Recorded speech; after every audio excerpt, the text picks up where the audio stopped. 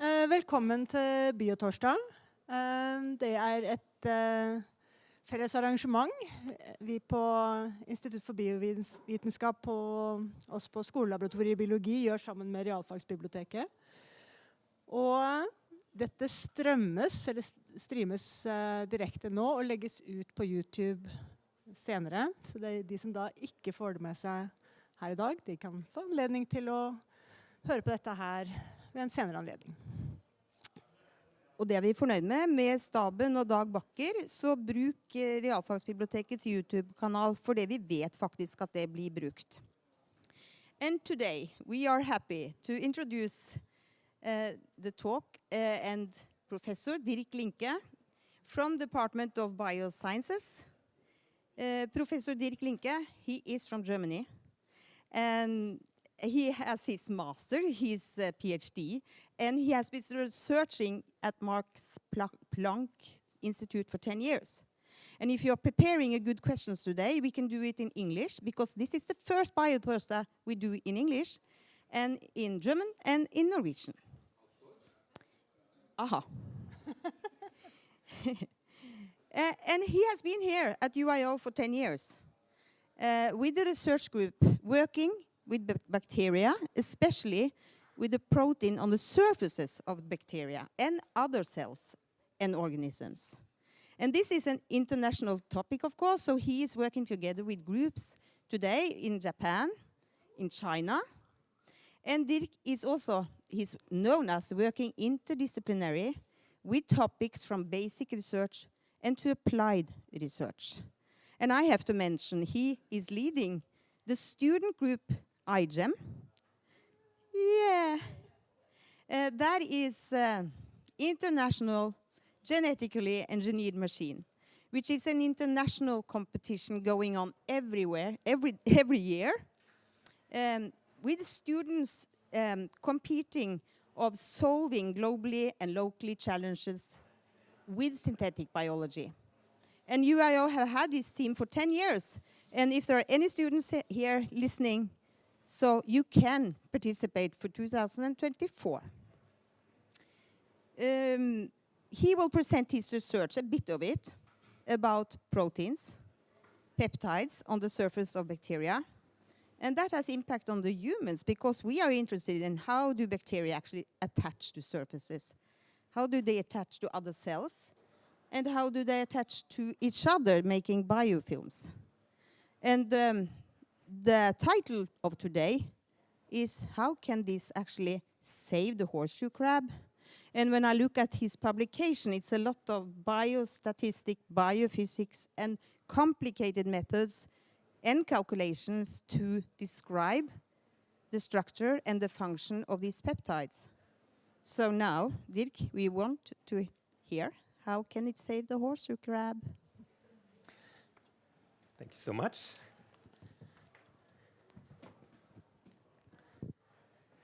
So we'll start with talking about what we'll not be talking about so much.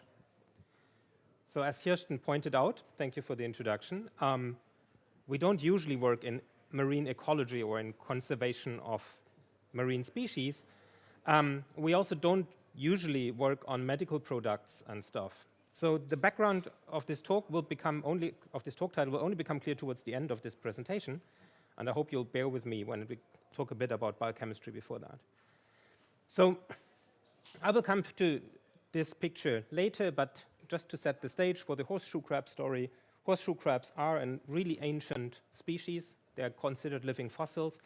They live in deep seas, in the deep sea, but they come ashore to lay eggs, and they rely on an ecosystem that is, of course, endangered, and they do have some conservation issues worldwide. And one of the issues is that they're being harvested for biotechnology purposes, and I'll explain all about that a bit later. But first, I'll talk about around 15 years of research and how we ended up working and thinking about horseshoe crabs. So my research group is generally interested in the bacterial cell surface and how that interacts with the environment. And I usually introduce these talks using these wonderful pictures from David Goodsell, who has illustrated beautifully, I think, the fact that bacteria are not just a water-filled sac of membrane, but are actually highly complex structures and highly organized structures. And the organ that we're interested in is the cell surface, which is displayed here in green on the right-hand side. This is from a gram-negative bacterium. You see the 2 layers of membrane and the different appendages embedded in the membrane. So the bacterial cell wall is a complex organelle with many different functions, confers mechanical stability to the cell. It serves as a diffusion barrier, but regulates also nutrient transport. It's a sensory organ for mechanical and chemical changes in the environment, and it confers motility. Bacteria can move. Or the opposite, which is adhesion and biofilm formation, and that is something that my research group is mostly interested in. And on top of that, in the context of bacterial pathogens, the bacterial cell surface is involved in conveying protection from the immune system, hiding from the immune system, secreting toxins and other factors. Bacterial adhesion, so the ability of bacteria to stick to surfaces, is the first step in pathogenesis, so in developing disease. It is a strict requirement to be able to invade into host cell tissues, to colonize the host, and then to convey all kinds of toxic functions that will then, in the end, give you the symptoms of the disease that you observe. The proteins that mediate this process are called bacterial adhesins, and they are surface structures, and they're typically fibrous proteins that extend quite a distance from the cell surface. The class of adhesins I'll be talking about today are the so-called type 5 secretion systems or autotransporters. What that means will become clear in a minute. There's different subclasses of these proteins called type 5a to type 5e, and the one we're concentrating on today is the trimeric ones in the middle, type 5c, which are the trimeric autotransporter adhesins, short TAAs. I might be using that term quite a bit. These are important virulence factors in many different gram-negative bacterial species, causing many different human and animal and plant diseases. They can be extremely big proteins of 5,000 amino acids and more per monomer, then times 3, that makes them really big proteins. And they typically function as adhesins only. Some of the other classes of autotransporters are shown in the previous slide, sometimes also are enzymes, but these are not. We don't usually have this one model species that we work with, this one pet organisms that is our key interest, but instead we like to compare proteins from different species that fulfill similar functions and try to learn from the similarities and differences of those. The model proteins I'll show you today are the Yersinia adhesin A, YAD-A from Yersinia enterocolytica. Yersinia enterocolytica is a foodborne pathogen that can cause diarrhea, quite severe diarrhea. It is a cause of food poisoning as it can grow at low temperatures, and it's typically associated with poor quality pork meat, among other things. Then we work with Bartonella adhesin A from Bartonella henselae. This is a completely different bacterial species causing a very different type of disease. So this is the major adhesin of this species. Bartonella henselae causes cat scratch disease, which is an infectious disease that you literally that you can get when a cat scratches you. And usually it's a relatively mild skin disease that goes away by itself. It's self-containing. But in immunocompromised patients, for example, patients under chemotherapy or with HIV infections, this species can induce skin tumors, and these tumors can then be cured by antibiotics. So these tumors are strictly caused by the bacterial species. And then I'll also show you some data from an adhesin from Salmonella typhimurium. Salmonella is something that people should have heard about. It is also a foodborne pathogen. The problem with this protein is that we still don't really know its function in disease. It seems to play a role more in animal than in human disease. Maybe that is why it's under-investigated. And I will come back to that in a minute. So this is the first glimpse of what these adhesins look like. On the left-hand side, you see the Yersinia adhesin on membrane vesicles, and you can hopefully appreciate that this adhesin covers these vesicles completely and has this kind of lollipop-like structure with the sticky end sticking quite far from the surface of these vesicles. On the right-hand side, you see scanning electron micrographs of Bartonella henselae, where you can kind of appreciate that these cobweb-like structures are made from this one gene only, and you can see that by looking at the right panel where this one gene has been knocked out and the cells are completely naked. So these proteins have this lollipop-like structure. They're anchored in the membrane, displayed here at the bottom in green. They have an extended stalk that can be more or less complex in structure, and then they have these head domains. These are more globular, and make this kind of lollipop-like thing. And it's usually these head domains or these top parts of these adhesins that bind to things. In the case of the Yersinia adhesin, we know it binds to collagen. For Bartonella, we know it binds to collagen, fibronectin, and other host molecules. We also work sometimes with Acinetobacter species. I'm not going to talk about that too much today. But then we find these proteins also in plant pathogens, and plants do not have collagen or fibronectin. So the question is, would these then bind to plant cell material? We don't really know that. And as I mentioned earlier, for the Salmonella adhesin in the bottom, we don't still know what it binds to.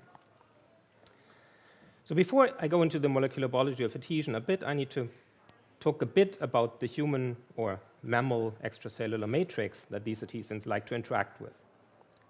So it is the extracellular matrix of host cells that is the target of adhesion. This is physically connected to signaling receptors and the cytoskeleton of the host cell.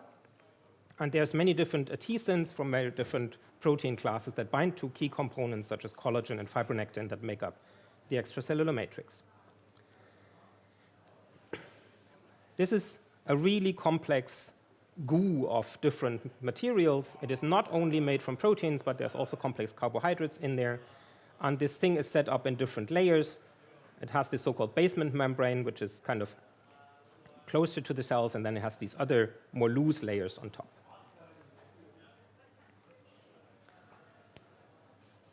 So we've been interested in what makes the specificity of different of these adhesins to different host cell molecules. And in the course of that, we've been studying this Yersinia adhesin and found that in different strains from the same species, these adhesins come in different variants, and some of these prefer to bind to collagen, while others prefer to bind to vitronectin, which is yet another of these host cell molecules that is part of the extracellular matrix. And we found through mutagenesis that this binding function is part of the head structure, and it resides in a loop structure that is sometimes there or sometimes not there in these proteins, depending on the strain.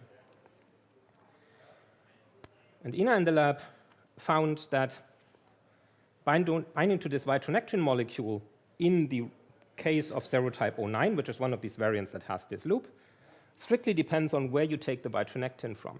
So if this vitronectin comes directly from human plasma or other sources that are eukaryotic, the binding is nice.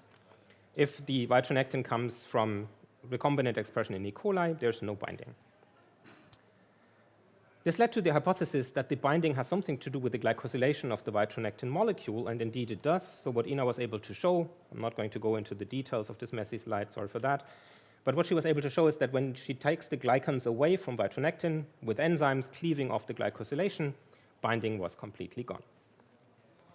But then she had a look at this vitronectin structure that is schematically shown here on top and found that not only is vitronectin highly glycosylated, which she can remove, and then binding is gone. But vitronectin also binds to other glycans, such as heparin. And heparin is, again, a part of the extracellular matrix. Heparin is a polycarbohydrate.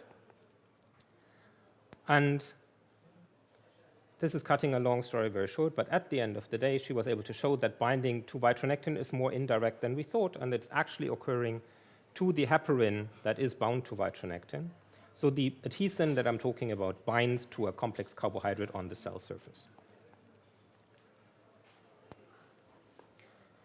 In collaborations with colleagues in Japan, we also work on adhesins that interact not with the extracellular matrix, but directly with different materials, from glass to steel to plastics, using the same kinds of molecules and the same kinds of head domains, but in different species. So what I've not talked about yet is why these things have these extended stalks that make them extend so much from the cell surface. In the case of the Yersinia adhesin that is shown here on the right as a cartoon display, this seems to be a very simple structure. It gets more complicated when these structures and these proteins get longer and longer. For example, in the case of the Bartonella adhesin, where the fibers are actually 250 nanometers long, that is almost the length that corresponds to the diameter of the bacterial cell. And you can see that here on the left, you see these adhesins sticking out from a bacterial cell. In the middle panel, you see the mutant that doesn't have the adhesin, and on the right-hand side, you see a mutant where the stalk of the adhesin has been shortened to be only like 5% of the original length. So the question is, does that have an impact on how well it binds? And the answer is no. So when you see attachment to human cells, this works just as well with the long version compared to the short version. It might look here like there is a statistical difference, but it is not, trust me. Only when you take out the adhesion completely, binding is completely abolished. So it doesn't affect host cell binding. It also doesn't affect autoaggregation, which we call when bacteria stick to each other, which is the first step in biofilm formation. And again, the shorter version, if at all, sticks even better than the longer one. So there must be other functions of these long stalks. And one of the functions is that these stalks have their own binding affinities to other parts of the extracellular matrix, including fibronectin in this case. So this is work from colleagues in Frankfurt, showing that if you cut this protein successively, it at some point stops binding fibronectin, and this helps us localize the binding sites for fibronectin in this very long molecule. And this has later been confirmed by mass spectrometry and cross-linking, which allows you to pinpoint exactly where these things bind to each other.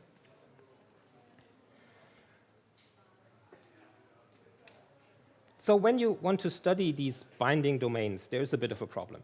And that is that adhesive molecules are sticky, right? So you can't really isolate them from bacterial cells without getting into trouble, because they will just aggregate, stick to each other, and be not behaving. So what we need to do is, if the protein is too big, we need to look at individual pieces and domains and solve the problem step by step. And this is what we did excessively with the salmonella adhesin that I mentioned earlier. In hindsight, maybe that wasn't the best target to do these experiments with, because we still don't know what the protein is good for. But you get these very nice structures. And when you get the structures of these individual domains, you can piece them together in the computer and get an idea of what these adhesins look like when they're in their full length. So what you're seeing here in the middle in color is the salmonella adhesin as a model, and what you're seeing on top and bottom is the small fragments that we used to solve the structure of pieces. And because these pieces are repetitive, you can then model the whole fiber. So the stalks of these trimeric autotransport adhesins vary considerably in length, and they can have a relatively complex domain composition. The stalk is responsible for the extreme length of these things, and it's repetitive. It can have additional adhesive functions. What I didn't talk about is gene regulation. This comes from another talk. I should have deleted that. Sorry.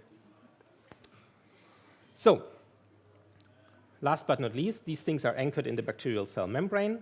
And one of the questions that has been, that we've been asking ourselves for years is, how does such a large and rigid protein actually get to the bacterial cell surface? And this is the magic of autotransport. So in a nutshell, these proteins are produced in the bacterial cytosol. They're exported through the inner membrane. And once they reach the outer membrane, they form a pore through which they export themselves. And that is the magic of autotransport, right? So there is this kind of hairpin region. We've been able to show that with NMR experiments and other things, that is forming like a hinge that initiates this transfer process. And then we believe that the energy of pulling the protein out and making it fold on the cell surface is enough to actually pull out this step-by-step in a zipper-like mechanism. So you're still asking yourself what that has to do with horseshoe crabs. We're coming there. So autotransporters are important virulence factors in many different diseases. The autotransport mechanism probably proceeds through a hairpin intermediate. Most of the binding functions reside in the head domains. And we have ongoing projects that I'm not going to talk about, trying to block some of these adhesive functions, hoping to eventually develop drugs that could inhibit some or all of these diseases. So now there's components of the cell wall in bacteria that we haven't discussed yet, and one of them is the lipopolysaccharides. So these proteins that we work with are embedded in the outer membrane, and based on original data of these fragments that I showed earlier that accidentally co-purify with lipopolysaccharides, we assumed that some of these fragments that are a bit closer to the membrane, these stalk fragments, right, would laterally interact with the lipopolysaccharide chains in the outer membrane, as shown here with these blue arrows, right? So the protein sticks out from the bacterial cell wall, but we know it co-purifies with some of its components, so there must be some kind of specific binding there. So why is LPS interesting, lipopolysaccharides, LPS? It is because LPS is a highly inflammatory molecule when it gets into the human body, right? And this is from a clinical paper just describing the different stages of life-threatening sepsis conditions. So initially you have an infection that might be self-limiting and your immune system might be able to cope, but then there is a number of patients that develop complications when the bacteria get into the bloodstream, and then molecules that are released from the bacteria, such as the LPS, will induce massive inflammatory responses that can, depending on how long this takes to be treated, can be pretty deadly, right? So sepsis leads to septic shock, which is thus an escalation of immunological events, and then can eventually lead to multiple organ dysfunction syndrome, MODS, whatever that means, which, if it comes to that, has a mortality of 50%. And why is that so deadly? That is because LPS as a molecule induces a so-called cytokine storm. So basically, LPS is recognized by the immune system. This causes an inflammatory response. This inflammatory response can be so strong that it damages the surrounding tissues, which then, in addition, releases host-made alert signals that even increase the inflammatory response, and this becomes a vicious cycle that you can't really easily get out of.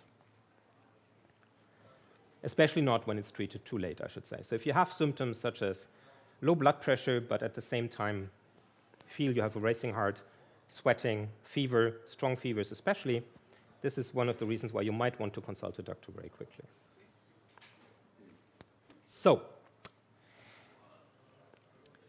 I already said that we had constructs that co-purified with LPS. We had never really made a systematic census of this, but some of these fragments that we used in these experiments I showed before clearly bound to LPS. So what we thought would be binding is the parts of this adhesion that are close to the membrane, because that's where the LPS sits, right? And that makes sense. Also, bioinformatically, as well as from the structures that we got, we saw that these parts have, properties, structural properties that are reminiscent of what we see usually in the N-terminal heads of these proteins, meaning it is the same kind of binding domains down there than we have at the very top end of these adhesins. So this is what we thought would bind. And Daniel in the group did a lot of experiments showing that that's not the case. What instead was binding was a small peptide that we used to stabilize our trimeric constructs, right? So this is shown here in yellow. The yellow parts in these constructs are not part of the original adhesin. This is stuff that we added artificially to make these pieces more stable. And this is what binds LPS, like hell, I should say. So this is what LPS looks like, right? It's a complex carbohydrate which is anchored in the outer membrane of gram-negative bacteria using a lipid anchor that you see here at the bottom. This has different parts. The most conserved part is the bottom business end, where it is anchored in the membrane. Then there's a core polysaccharide, and then you have an extension of that, and then on top of that is the extended O antigen. This defines the serotype of different strains of the same species, and this is a polymer that extends very much, and you can have mutants, in our case in Salmonella, that do not have the O antigen, that do not have part of the core carbohydrate, and with these different mutants, you can make binding assays and try to find out what part of LPS our peptide binds. Now this is supposed to move. So, and the bottom line is it binds to everything. It binds to the short versions of LPS, it binds to the long versions of LPS.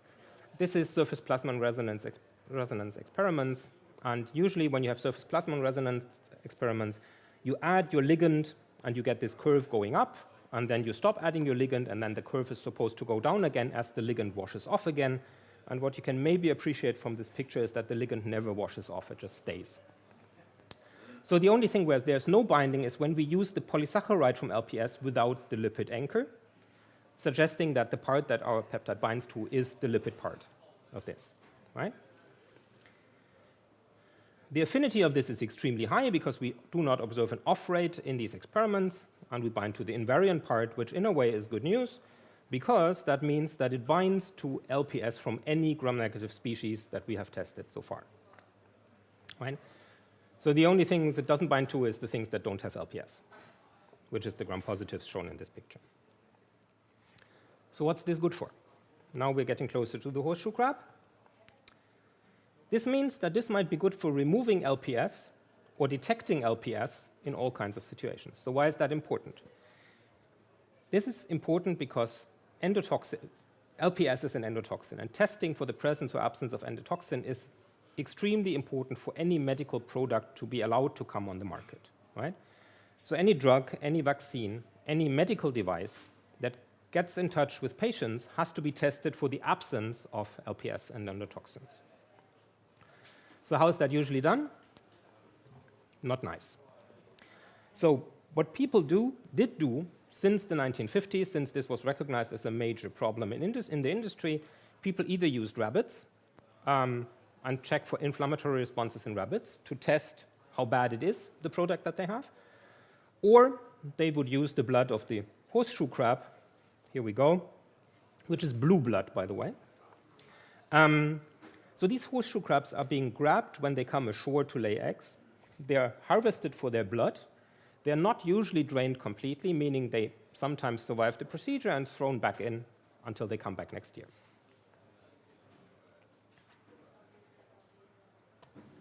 So the way this works is the horseshoe crab has a different immune system from ours, right? They recognize LPS, and this activates an enzymatic cascade that leads to blood clotting. And the fact that this blue blood clots helps the horseshoe crab get rid of the infection. So the original assays developed with horseshoe crab blood to detect endotoxins were based on this clotting. So you basically add the blood to your product, and you see if it clots. And if it clots, there was something evil in there that you don't want. Product not approved. People have refined this quite a bit and have found fluorescent substrates that they can add that are cleaved by parts of this enzymatic cascade. So you can have a very sensitive fluorescent signal if there's tiny amounts of endotoxin present using using a product that is made from the horseshoe blood. Yeah, horseshoe crab blood. And it is only since a few years that companies have successfully been able to get recombinant versions of this assay, producing these proteins so that they don't need as much or none at all of the actual horseshoe crab blood. But none of these products at this point are completely approved by the FDA or EMA, which are the main institutions in the US and Europe that decide what testing needs to be done for a medical product to get to the market. So, can we compete with this, with our peptide? Maybe we can. First, we have to understand what the detection limits are, right? So, endotoxin levels are measured in endotoxin units, which is an attempt to standardize this because the endotoxins have very different molecular weights depending on the species they come from and all of that. So this has been defined roughly as 100 picograms of E. coli lipopolysaccharide, and this is the amount of LPS present in around 100,000 bacteria. Okay. So humans can develop symptoms when they're exposed to 5 of these units per kilogram of body weight. That is actually a lot of material if you think about the number of bacteria that are needed to make this amount of LPS, right? So an injectable drug should only have 0.2 of these units per kilogram of body weight. That's the equivalent of 20,000 bacteria per kilogram of body weight. I still think this is a lot. Anyway. So can we do this? In a very simple proof of concept experiment, Daniel was able to show that we can sensitively detect LPS using this peptide down to a level that is comparable with the LAL assay, which is made from horseshoe crab blood. Yes, we bought this and used it. Sorry, that's the gold standard. We couldn't avoid using that. This is what we compare to. And yes, the 100 picogram of LPS per milliliter we can detect, in principle at least. This is far from being ready for industrial application, I should say. The peptide might also be useful for endotoxin removal. There is products out there based on other peptides that bind LPS, and that might help, removing LPS from all kinds of biotechnological products. So these things exist. We might be able to compete with this, and we think this is competitive because our peptide binds at picomolar affinity, around about 50 picomolar. And most of the other molecules out there that are known to bind LPS bind this at much poorer affinity. For example, the human receptor that recognizes LPS for the immune system binds 3 million times less strongly to LPS than our peptide. That's TLR4. And I want to kind of end with potential clinical uses of this. So endotoxin removal from biotechnology products is important when you develop a drug. But in principle, you could even do that directly from the patient in a sepsis situation. So in Japan, there is a medical product that is approved and in use for gram-negative sepsis that is a dialysis cartridge that acutely helps to purify blood from sepsis patients in the hospital. This is based on polymyxin. Polymyxin binds 1 million times worse than our thing, just saying. And it is even conceivable that you could use the peptide itself as an injectable drug to sequester and bind endotoxin, but that is, of course, speculation. Right? So what do we learn from this? Research is a bit random, but you actually have to know what you're doing to recognize things like this and make something of them. Innovation is not always appreciated. This is a very conservative field. So this industry has been using these tests that I described for 50 plus years, and now we come and say, oh, we have something completely different, don't you like that? And they say, no. And maybe last but not least, microbiology as a basic science is also still cool. So we're not only doing this kind of stuff. Right, and with that, I want to thank 1 million people involved in these projects. A lot of the structural biology stuff I showed you was done when I was still in Germany. And I've shown you work from especially Markus Hartmann and Ivan Green, who made all these models of the salmonella fiber. And the NMR experiments that I didn't touch upon today too much were done in Berlin with collaboration partners there. And then we rely on collaboration partners for our bacterial species, the Yersinia, Bartonella, and Salmonella in different places, that help us set up cell culture-based and animal assays that we cannot do ourselves when we do experiments there. And the LPS story and the horseshoe crab stuff that I showed you was done partly at UIO with different people, where I'm very grateful of their recent collaborations, and with the invaluable help of people in Potsdam in Germany, specifically Stefanie Barbitz, who was essential in getting a lot of these LPS assays going that I showed you today. There's an old picture of the group, but it shows Daniel and Ina, who did a lot of the work I've shown you today. Daniel in the back holding up a glass beside me, and Ina on the very right-hand side. And with that, I thank you for your attention, and I'll be happy to take questions.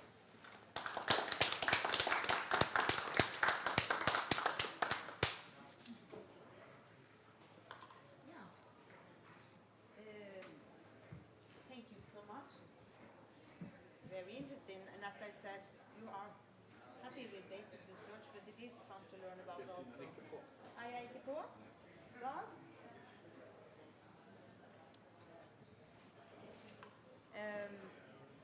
Ok, men dere som sitter her hører meg. Altså veien fra basic research til the applied at least in the university system is something we need to learn about. It is something actually to hear about that it is and might be difficult. Det noen spørsmål fra salen? Og også legg litt vekt på at skoler kan lære av dette og høre om bakteriene, både de som er gram-negative og de som er gram-positive, og hva som faktisk finnes av strukturer på en liten, kall det prokaryot celle, som vi nesten ikke kan se. Hvor mye vi ikke vet, og hvor mye vi i hvert fall trenger Dirk til å lære oss om. Ja, det spørsmål?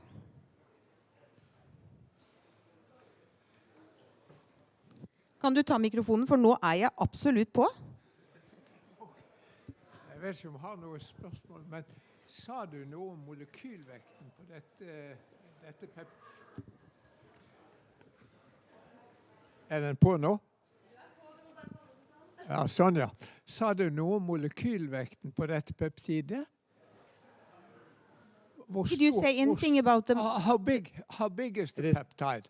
I can't tell you the exact molecular weight by heart, but it's around about 30 amino acids. 30. Yes, but it's a trimer. So it trimerizes in solution, so it is 90 in the end, right? If you look at the trimer. It has no enzyme activity? No. It's exclusively binding.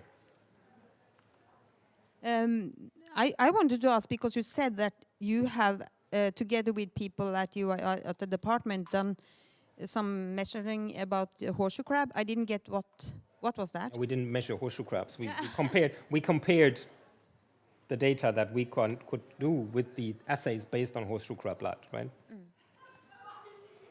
But no, we don't work with horseshoe grubs, not at all. But the measurements is done from elsewhere, or what did you? Yeah, I mean, you know something about the proteins. We buy the commercially available assays to compare to, right? We can't really do it otherwise. I mean, we have to, if we want to convince funding agencies and industry and whoever might use this in the future, we have to be able to compare to the quality of what's out there, right? You can say, hvem er du? Okay. I'm a professor emeritus. That's long ago. But about the first part of your talk, when you describe the protrusions, which they, what do you call them, used to adhere to surfaces or to each other. The length of these structures, are they depending on the culture conditions of the bacteria? No. This is the length is depending on the gene, right? And there is mechanisms that can change the length of these adhesins genetically over time of culturing. So you can lose parts of this length, but that is a complex mechanism I didn't have time to get into. But in general, different strains of the same species will have slightly different adhesins with different lengths. Okay. And this is one of the things that differentiates different serotypes of different strains of the same species. This is a constituent, It is a core part of the pathogenesis. It's an important virulence factor, and it will usually be expressed in a virulence situation. Yeah. So they are not electroconductive extracellular structures? No. There is other pilus-like structures that can do these things. These are much more simple in setup. Yeah. So they don't conduct electricity? Not that I know of, at least. No. Okay. Very nice neighbor. to have to go here to hear what. No. You said it's actually a follow-up of Jan's question. I suppose when you said you haven't, let's say when you shorten them, no difference and so on, but this is all done in vitro, right? Have you been thinking of some real ecology situation where the length of these things would be required? That's question one. There's an interesting experiment done by Guy Cornelis, who works on Yersinia, or used to work in Yersinia I believe in Basel in Switzerland, who is now retired. He looked at different strains of Yersinia enterocolitica, and he found that these genes, these Yersinia adhesin A genes, have different lengths in the different strains. And then he looked at the type 3 secretion apparatus, which is an injection needle that the bacteria use to inject proteins into host cells. And the length of these needles, or so he claims in his experiments, is determined by one of the proteins in that complex, which is a bit like a ruler that measures out how long this needle complex is in that strain. And the needle complex is made from many different subunits, so it's not obvious how the bacteria know how long the needle should be. All what people knew until then was that it's always the same length in the same strain. Okay. So here's the point. If the adhesin is a bit longer, then the gene that makes the needle length is also a bit longer. And that correlates in all the clinical isolates that he looked at. So there is a close, correlation, not just correlation, but also a close control of these things being, the same length. It is essential for the pathogenesis, basically. But sometimes we can't be there when these things are actually needed. But you could be like asking question, why did evolution have to choose to have such long proteins and blah, blah, blah. My other question, I think it's the next slide you have. The one where you showed, before, the one where you showed them on the surface? That one? Yeah. Up to the left. Very long things, and you can probably count them and have an estimate how many they are. I've seen people do cryo-EM, structure determination on single bacteria for ribosomes, which are probably comparable. Would it be possible with these images, or let's say modern cryo-EM, to actually look at them and have structural information? My colleagues in Frankfurt working on Bartonella are using exactly these bacteria as we speak in cryo-EM tomography experiments to get the structure directly from the surface. It's happening. might be stupid, but is it this LPS, let's say, pollution that goes on in a human body or in the blood or in materials that we put into the body? Is this also something that is going on in the environment so that we can, I should like say, in aquaculture, for instance, that no, you don't have to go to things as complex as that. LPS is everywhere, right? LPS is an extremely robust and stable molecule. It is part of the dust that surrounds us. It's part of the water that we drink. It is everywhere, right? And it's usually there in low amounts, and our body doesn't react to it as long as we don't inject it into the bloodstream. But it's there, right? And the fact that it's even in the water from the tap makes it so difficult for industry to produce things that are completely LPS-free, right? Because it's a contaminant that is all over the place, and you can't really avoid it, or it's very difficult to avoid it. so we need to clean stuff also, not only diagnosed. I think we as biologists need to live with the fact that some things can't be removed, right? And they will just be there to some extent. Okay, thank you, Dirk. You will have the poster. You'd like the poster? Absolutely. Yeah. It's a sort of a nice thing to have when you have been to BioTorsdag at the Science Library. Thank you so much. Thank you.